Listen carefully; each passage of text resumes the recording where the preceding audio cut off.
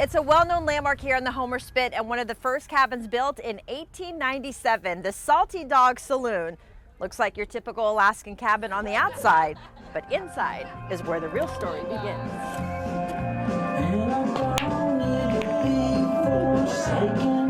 Shabby nautical chic. I don't know exactly what you would call it. It's like taking a step back in time. Pictures, trinkets, signed money, and more are a part of what make this bar unique.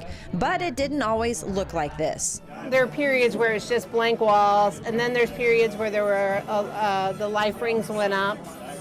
And then for years, I think there were more business cards and stuff on the walls. Jean Murphy manages the saloon. Before that, she was a bartender. Her story started like many after visiting for a summer almost 30 years ago. She never left.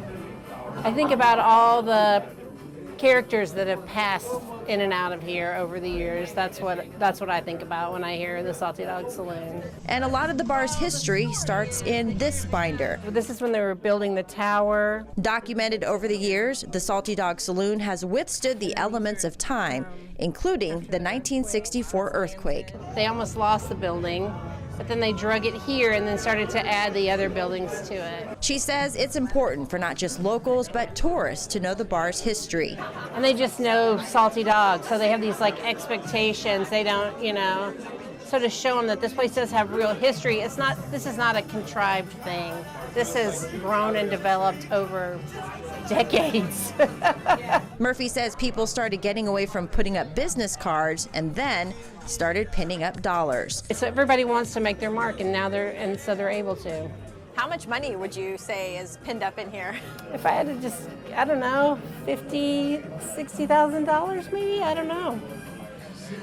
You got it. You got it. You got it. Hey. Every square inch of this place tells a story and holds a bit of history. Writings on the bar's tabletops and walls, messages on money, old art, artifacts, and decades-old donations are what make the Salty Dawg a staple, not just for tourists, but for everyone. We build relationships with people over a number of years. Nobody planned this out. Nobody said, I think it's a good idea if we just put a bunch of dollar bills and some bras and, there's so much crazy stuff in here. But if you just, I don't think you could ever stop seeing something new. So the next time you're in Homer, stop by the Salty Dawg Saloon. Share a story, because remember, when you're here, you're family. For Telling Alaska's Story, Ariane Arambiro, Alaska's news source.